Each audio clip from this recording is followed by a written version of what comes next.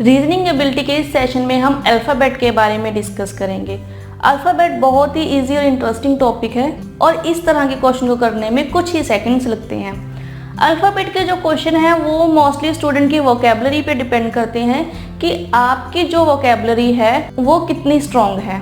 ठीक है, अगर आपकी वोकैबुलरी स्ट्रॉन्ग है तो आप इस तरह के क्वेश्चन को कुछ ही सेकंड में सोल्व कर सकते हैं। तो हम अल्फ़ाबेट से रिलेटेड क्वेश्चन करेंगे। अल्फ़ाबेट से रिलेटेड क्वेश्चन करने से पहले मैं आपसे एक सिंपल सा क्वेश्चन पूछ लेती हूँ कि जो इंग्लिश लिटरेसी है उसमें कितने अल्फ़ाबेट्स होते हैं। आप लोगों का आंसर होगा 26 अल्फ़ाबेट्स होते हैं इंग्लिश लिटरेसी में, लेकिन आपका आंसर ये रॉन्ग है। क्यों? क्योंकि इंग्लिश लिटरेसी में एक ही अल्फ़ाबेट होता है, 26 उस अल्फ़ाबेट के लेटर्स होते हैं। तो A to Z के कंप्लीट सेट को हम अल्फ़ाबेट कहते हैं, ना कि ABCD को हम अल्फ़ाबेट कहते हैं। ABCD लेटर्स है और इनका जो सेट है उन्हें हम अल्फ़ाबेट कहते हैं। और जो लेटर्स हैं वो 26 होते हैं और अल्फ़ाबेट एक ही होता है। तो याद रहे कि जो अल्फ़ाबेट है सिंगुलर वर्ड है लेकिन उसमें 26 लेटर होते हैं। तो आइए हम अल्फ़ाबेट से रिलेटेड क्वेश्चंस करते हैं। इससे रिलेटेड फर्स्ट मॉडल है, यहाँ पर एग्जाम्पल दिया हुआ है। If it is possible to make a meaningful word with 4th, 8th एंड 10th letter of the word contract, which of the following will be the last letter of the word? If no such word can be made, give X as answer. If more than one such word can be made, give M as the answer. अब हमें यहाँ पर meaningful word बनाना है 4th, 8th और 10th letter को मिलाकर जो हमें वर्ड दिया हुआ है कॉन्ट्रैक्ट। ठीक है, और हमें बताना है कि उस वर्ड का लास्ट लेटर कौन सा होगा। अगर हम कोई भी वर्ड नहीं बना पाते तो हमारा आंसर X होगा, और अगर हम एक से ज्यादा वर्ड बना पाते हैं तो हमारा आंसर है वो M होगा। तो हम स्टार्ट करते हैं। लेटर है यहाँ पर कॉन्ट्रैक्ट। अब कॉन्ट्रैक्ट में 4th, 8th और 10th लेटर।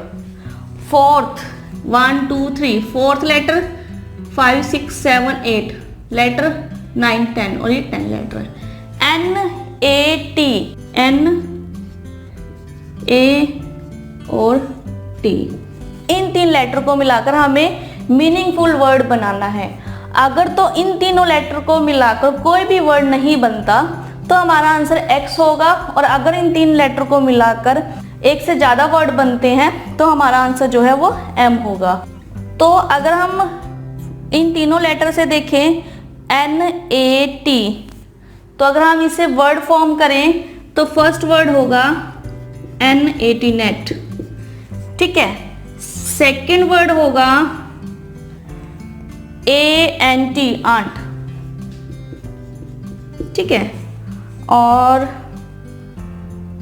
थर्ड वर्ड भी बन सकता है इसे। थर्ड वर्ड होगा, ये सेकंड है, और थर्ड वर्ड होगा TAN 10।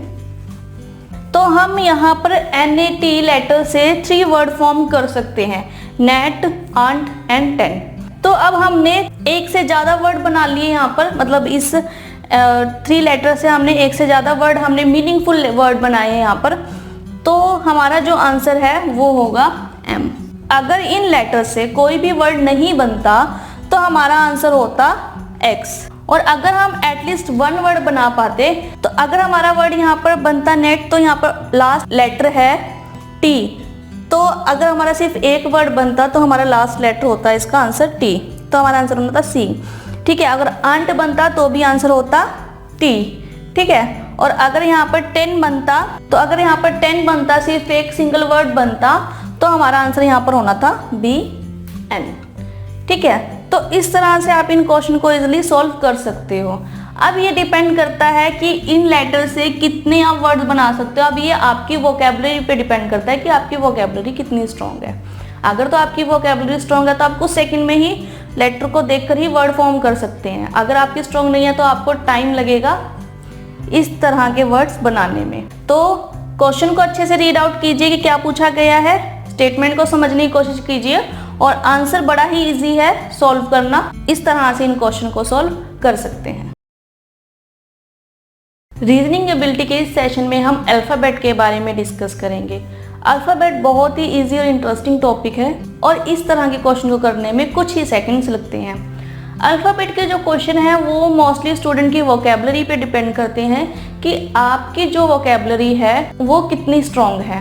ठीक है, अगर आपकी वोकेबलरी स्ट्रॉन्ग है तो आप इस तरह के क्वेश्चन को कुछ ही सेकंड में सोल्व कर सकते हैं। तो हम अल्फ़ाबेट से रिलेटेड क्वेश्चन करेंगे। अल्फ़ाबेट से रिलेटेड क्वेश्चन करने से पहले मैं आपसे एक सिंपल सा क्वेश्चन पूछ लेती हूँ कि जो इंग्लिश लिटरेसी है उसमें कितने अल्फ़ाबेट्स होते हैं। आप लोगों का आंसर होगा 26 अल्फ़ाबेट्स होते हैं इंग्लिश लिटरेसी में, लेकिन आपका आंसर ये रॉन्ग है। क्यों? क्योंकि इंग्लिश लिटरेसी में एक ही अल्फ़ाबेट होता है, 26 उस अल्फ़ाबेट के लेटर्स होते हैं। तो A to Z के कंप्लीट सेट को हम अल्फ़ाबेट कहते हैं, ना कि ABCD को हम अल्फ़ाबेट कहते हैं।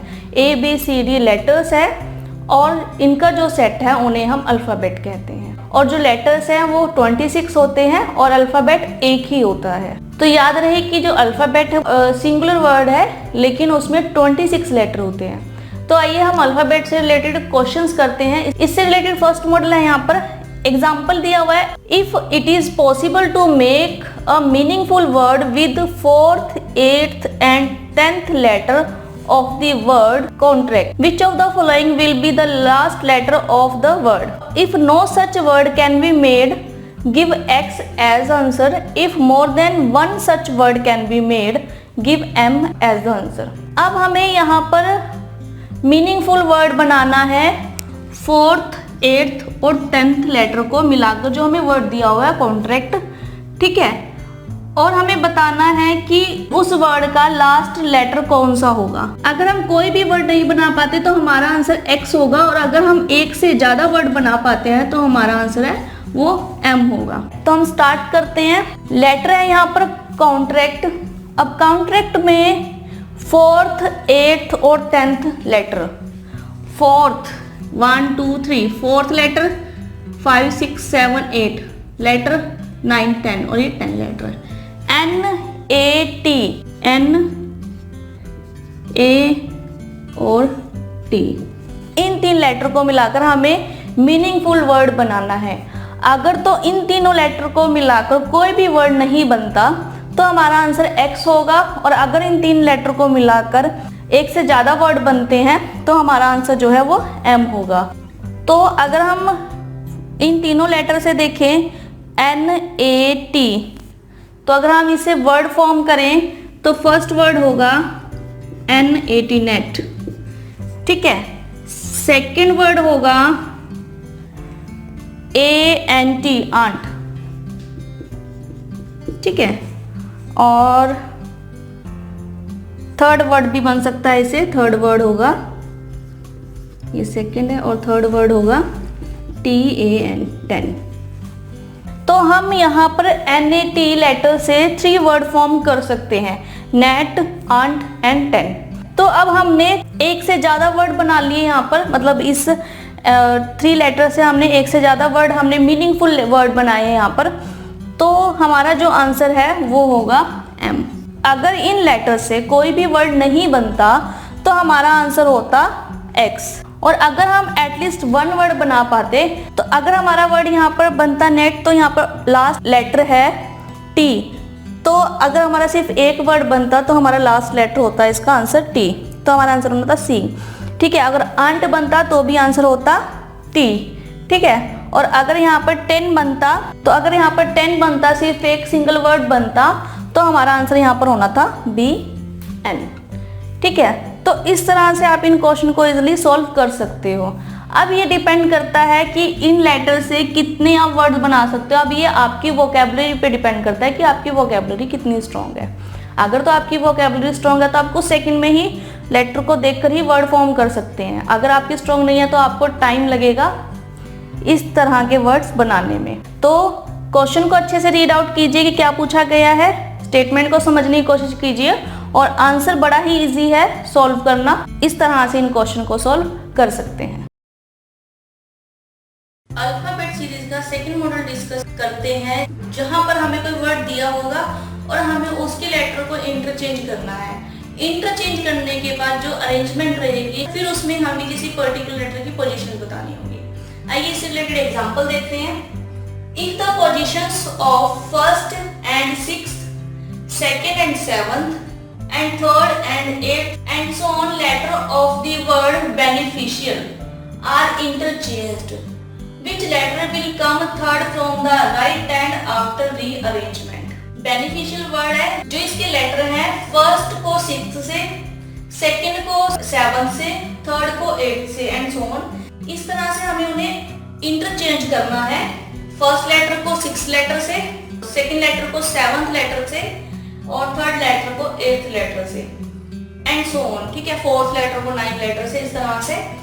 तो हमें बताना है कि कौन सा लेटर थर्ड होगा राइट साइड से।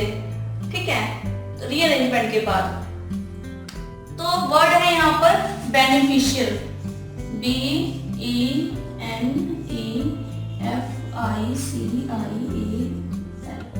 ठीक है, first letter, second letter, third, fourth, fifth, sixth, seventh, eighth, 9 और 10 लेटर वर्ड है ये। फर्स्ट लेटर को इंटरचेंज करना है हमने 6 लेटर से, 1 2 3 4 5 एंड 6। ठीक है, फर्स्ट लेटर को हम इंटरचेंज कर रहे हैं 6 लेटर से, तो B की जगह आएगा I। ठीक है, और I की जगह आएगा E। सेकेंड लेटर को इंटरचेंज करना है 7th लेटर से, तो E की जगह आएगा C और C की जगह आएगा E। थर्ड लेटर को 8 लेटर से, ये थर्ड लेटर है, हमने इसको 8 लेटर से इंटरचेंज करना है, तो N की जगह आएगा I और I की जगह आएगा N। इससे नेक्स्ट E को हम A से करेंगे, E को A से, तो E की जगह आएगा A और A की जगह आएगा E। फिफ्थ लेटर को 10th लेटर से। ठीक है, तो F की जगह L और L की जगह F।